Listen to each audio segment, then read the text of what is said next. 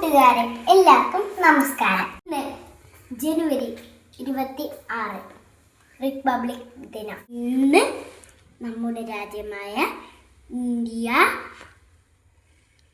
റിപ്പബ്ലിക്കായിട്ട് 77 വർഷമായി.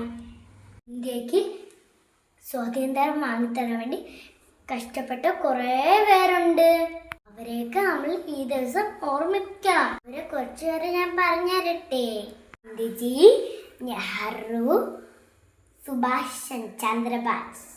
എല്ലാവർക്കും republic day ആശംസകൾ. ജയ് ഹിന്ദ്. നാട് എൻ്റെ നാട്, എൻ്റെ നാട് ഭാരതം എന്നമ്മ നാട്.